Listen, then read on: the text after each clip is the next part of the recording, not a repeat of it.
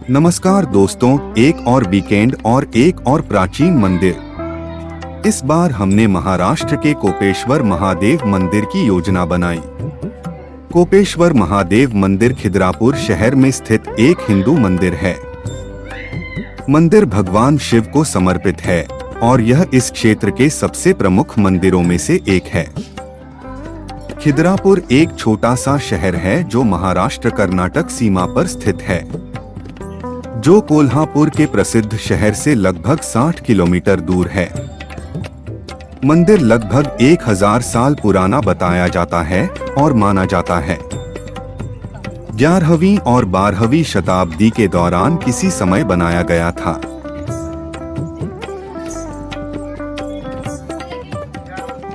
दुर्लभ मंदिरों में से एक माना जाता है जहां शिव और विष्णु दोनों की एक साथ लिंगम में पूजा की जाती है।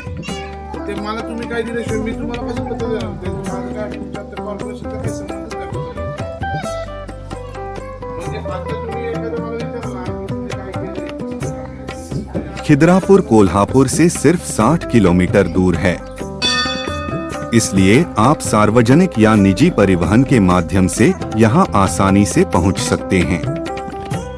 कोल्हापुर जिला स्थान और महाराष्ट्र का प्रमुख पर्यटन स्थल है। इस प्रकार यह सड़क, रेल और हवाई नेटवर्क से बहुत अच्छी तरह जुड़ा हुआ है। कोल्हापुर मुंबई से 375 किलोमीटर, पुणे से 230 किलोमीटर, कागल से 20 किलोमीटर की दूरी पर है। सभी प्रमुख शहरों के लिए नियमित ट्रेनें प्राप्त कर सकते हैं।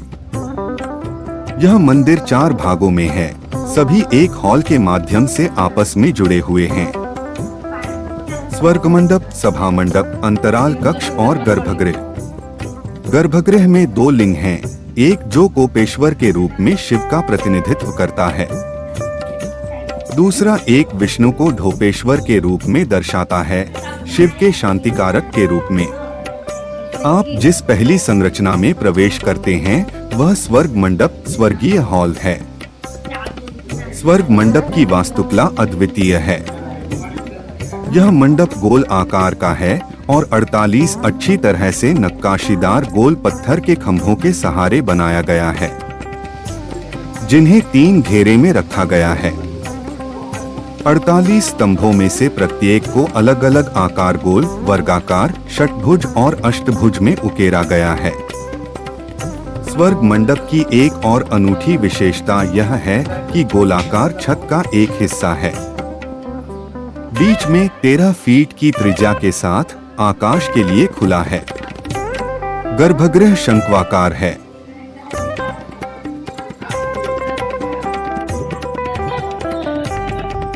सभा मंडप में आपको उत्कृष्ट रूप से नक्काशीदार खंभे मिलेंगे।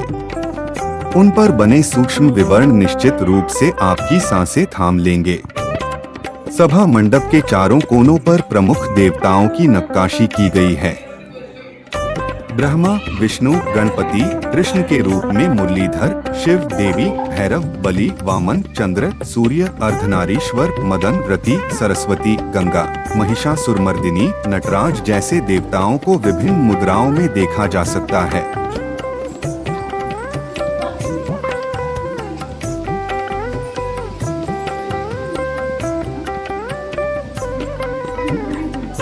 बाहरी हिस्से में देवताओं और धर्मनिरपेक्ष आकृतियों की शानदार नक्काशी है। यह एक अनोखा मंदिर है क्योंकि आगंतुकों को सबसे पहले ढोपेश्वर के रूप में भगवान विष्णु की झलक मिलती है। इस मंदिर की एक और उल्लेखनीय विशेषता यह है कि प्रवेश द्वार पर कोई नंदी नहीं है, जो शिव मंदिरों में पाए जाते हैं। इन अनोखा विशेषताओं के पीछे की पौराणिक कथा एक आकर्षक व्याख्या करती है। ऐसा माना जाता है कि दक्ष, जो अपनी सबसे छोटी बेटी सती को पसंद नहीं करते थे, जिन्होंने भगवान शिव से विवाह किया था, उन्होंने एक यज्ञ का आयोजन किया जिसमें जोड़े को यानी शिव जी और उनकी बेटी को आमंत्रित नहीं किया। सती ने अपने पिता का सामना करने के लिए शिव के नंदी पर अपने पिता के घर का दौरा किया। दक्ष ने यज्ञ में उपस्थित अतिथियों के सामने उनका अपमान किया। अपमान सहन करने में असमर्थ सती यज्ञ की आग में कूद गईं और आत्मदाह कर लिया।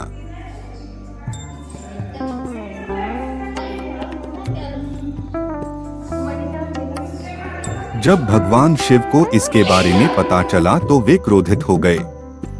उन्होंने दक्ष का सिर धड़ से अलग कर दिया। भगवान विष्णु ने शिव को शांत किया और उन्होंने दक्ष का सिर वापस कर दिया। क्रोधित शिव को भगवान विष्णु शांत करने के लिए खिद्रापुर मंदिर ले आए। इसलिए मंदिर को अपना असामान्य नाम कोपेश्वर, जिसका मतलब क्रोधी देवता, रखा गया।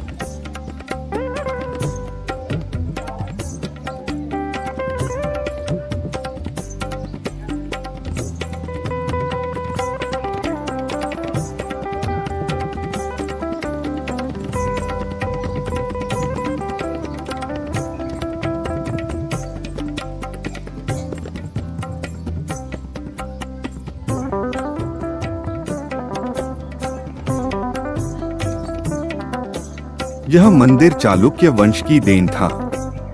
इमादी पुलिकेशी द्वितीय भारत के चालुक्य वंश का शासक था, जिन्होंने 610 ई से 642 ई तक शासन किया। वह अपने पिता कीर्तिवर्मन द्वितीय का पुत्र और उत्तराधिकारी था और चालुक्य वंश के सबसे महान शासकों में से एक माना जाता है। अपने शासनकाल के दौरान इमादी पुलिकेशी ने कई सैन्य अभियान चलाए और चालुक्य साम्राज्य का क्षेत्र विस्तार किया। उसने कांचीपुरम के पल्लवों को, मदुरै के पांड्यों को और तंजौर के चोलों ने दक्षिणी भारत में अपनी शक्ति को मजबूत किया। इमादी पुलिकेशी कला और साहित्य का संरक्षक भी था। चालुक्य वंश के इतिहास में इसे स्वर्ण युग माना जाता है।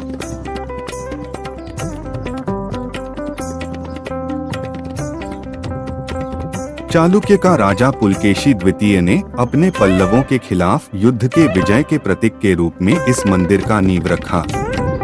लेकिन पल्लवों के राजा नरसिम्हा वर्मन के साथ हुए युद्ध में पुलकेशी का मृत्यु हुई, तो इसीलिए इस मंदिर का काम रुक गया।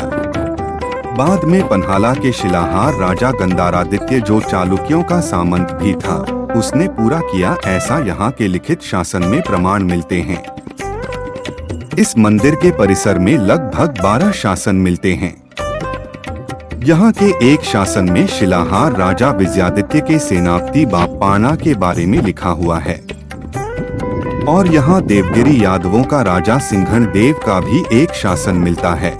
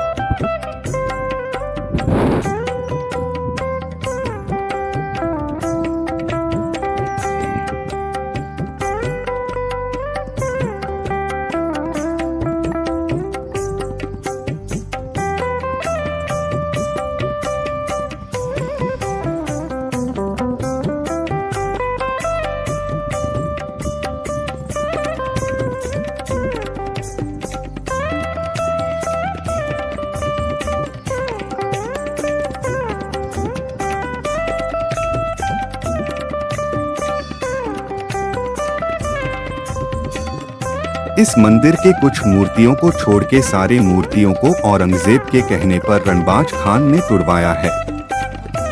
यह उल्लेख 29 मार्च 1701 को लिखा हुआ आदेश पत्र जो औरंगजेब ने जारी किया हुआ है उसमें मिलता है। और यह भी प्रमाण मिलता है कि लगभग 1701 से 1702 के बीच में औरंगजेब ने महाराष्ट्र के मिरज में रुका हुआ था।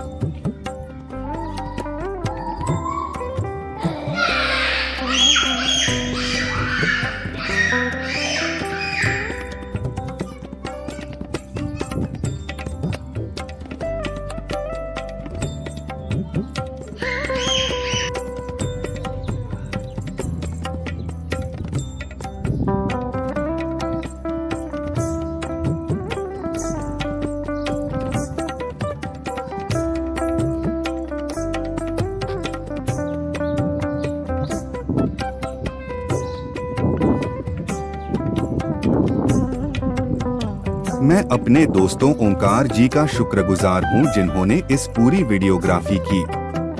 मैं आप सभी से इस अद्भुत कोपेश्वर मंदिर के दर्शन करने और इसकी सुंदरता का अनुभव करने का अनुरोध करता हूं। यदि आपको इस मंदिर के बारे में कोई जानकारी चाहिए तो कृपया मुझसे पूछने में संकोच न करें। और अगर आपको यह वीडियो पसंद आया हो तो प्लीज कमेंट करें, शेयर करें, हमारे चैनल को सब्सक्राइब करें। धन्यवाद।